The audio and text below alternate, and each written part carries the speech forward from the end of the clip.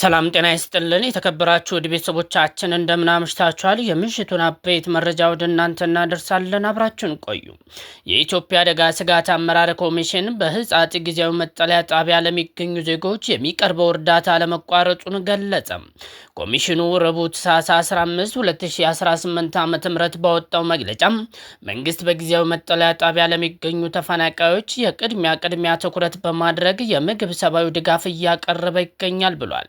ባለፉት ቀናት በተለያዩ ማህበራዊ ሚዲያዎች በህጻጽ መጠለያ ጣቢያ የሚገኙ በእድሜ የገፉ ተፈናቃዮች በረሃብ መጎዳታቸው የተገለጸ ሲሆን አካላቸው የተጎዳና የተጎሳቆሉ አረጋውያን ምስሎች በይፋ ተጋርቷል ብሏል። በመጠለያ ጣቢያው የሚገኙ ተፈናቃዮችም ከ10 ሺህ በላይ ተፈናቃዮች በሚኖሩበት የህጻጽ ጊዜያዊ መጠለያ ውስጥ በርካታ አዛውንቶች፣ ነፍሰ ጡር እናቶች እና ህጻናት በምግብና በሕክምና ጦት እየተሰቃዩ መሆኑን ተናግረዋል።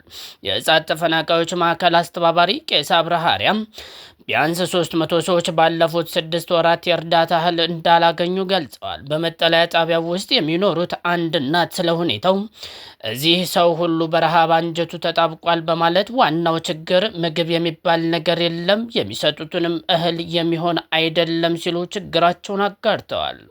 ይህንንም ተከትሎ የተለያዩ ወገኖች ገንዘብ በማሰባሰብና የእርዳታ እህል በመያዝ ወደ ስፍራው መሄዳቸው በተለያዩ ማህበራዊ ሚዲያዎች ላይ ተዘግቧል። የትግራይ ክልል ጊዜያዊ አስተዳደር ፕሬዝዳንት ሌተናል ጄኔራል ታደሰ ወረደ ማክሰኞ ታኅሳስ 14 2018 ዓ.ም በሰጡት መግለጫ በህጻጽ የተፈናቃዮች መጠለያ ጣቢያ ውስጥ ባሉ ወገኖች ላይ ያጋጠመውን የረሃብ አደጋ የሚያሳይ ቪዲዮም ለህዝባቸው በሚቆረቆሩ ጥቂት ወጣቶች መውጣቱን ተናግረዋል።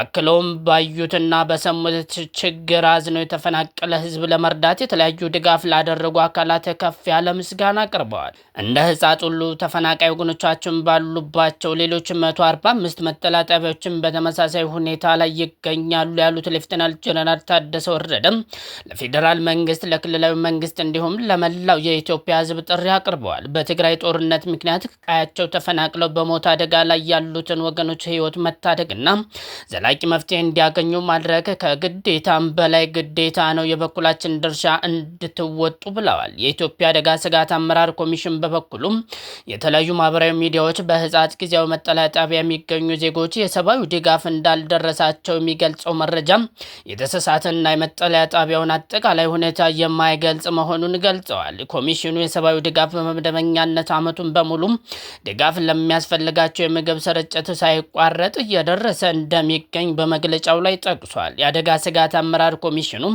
በዚህ ዓመትም ባለፉት 4 ወራት ከመስከረም እስከ ታኅሳስ የተሟላና ያልተቋረጠ የምግብ ሰብአዊ ድጋፍ እየተደረገላቸው መሆኑን አስታውቋል። ኮሚሽኑ በህጻጽ ባለፉት 4 ወራት ለ14413 ተፈናቃዮች ድጋፍ ማድረጉን ጨምሮ ገልጿል።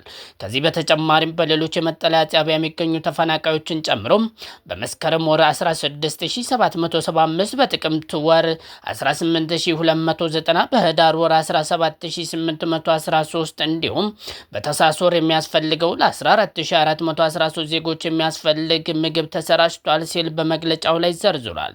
ኮሚሽኑ የትግራይ ክልል ጊዜያዊ አስተዳደር የተለያዩ ሰብአዊ ድጋፍ ችግሮች መኖራቸውንና ተጨማሪ የፌዴራል ድጋፍ እንደማያስፈልግ ቢጠይቅ ኑሮ በኮሚሽናችን በኩል አስፈላጊውን ድጋፍ ለመፈጸም የሚያስችል ዝግጁነት መኖሩን ገልጿል። ኮሚሽኑ የሚላከው ሰብአዊ ድጋፍ ለታለመለት ዓላማ ብቻ መዋሉን የማረጋገጥና ክፍተቶች መኖራቸውን የገለጸ ሲሆን ይህ ክፍተት እንደሚሟላ የማድረግ ኃላፊነት የክልሉና የአካባቢው ጊዜያዊ አስተዳደር መሆኑን አሳስቧል። የጊዜያዊ አስተዳደር ፕሬዝዳንት በሰጡት መግለጫ በተለያዩ የመጠለያ ጣቢያዎች ለሚገኙ ተፈናቃዮች ዘላቂ መፍትሄ ለመስጠት የሚያስችለው ደህንነታቸው ተጠብቆ ወደ ቀያቸው መመለስና ማቋቋም ሲቻል መሆኑን ገልጸዋል። አክለው የፌዴራል መንግስት አሁንም ለዚህ ጉዳይ ልዩ ትኩረት ሰጥቶ ተፈናቃዮችን ወደ ቦታቸው በተቻለ ፍጥነት እንዲመልሱም እንዲያደርግ ጠይቀዋል። የትግራይ ክልልን በመቀለም፣ በሽረ፣ በተንቤን፣ በአቢ አዲም፣ በሰሜን ምዕራብ አካባቢ ደግሞ ሰለህላሃ በአጠቃላይ ከ1 ሚሊዮን በላይ ተፈናቃዮች እንደሚ እንደሚገኙ የክልሉ ጊዜያዊ አስተዳደር ፕሬዝዳንት በመግለጫቸው ላይ አስታውቀዋል። በህጻጽ መጠለያ ውስጥ የተፈናቃዮች አስተባባሪ የሆኑት ቄስ አብርሃም ማርያም በአሁኑ ወቅት በመጠለያ ጣቢያው ወደ 14000 ሰዎች እርዳታ የሚያገኙ ቢሆንም ባለፉት ወራት 300 የሚሆኑ ምንም አይነት እርዳታ ለማግኘታቸውን ተናግረዋል። የሚሰጣቸው እህል ማሽላ መሆኑን የሚናገሩት አስተባባሪው ማሽላውም የተበላሸ እንደሆነና ሌላ ተጨማሪ ገንቢ ምግብ እንደማያገኙ ሕክምናም ሆነ ንጹህ የመጠጥ ውሃ ችግር እንዳለባቸው ገልጸዋል። የትግራይ ሲቪል ማህበር ህብረት ጥምረት ስራ አስኪያጅ ዶክተር ይካሉ ወልዱም በበኩላቸው በትግራይ ክልል በሚገኙ መጠለያ ጣቢያዎች ውስጥ ከፍተኛ የሆነ ምግብ እንዲሁም የእርዳታ እጥረት አለ ሲሉ ተናግረዋል። ዝርዝሩም የቢቢሲ ነው።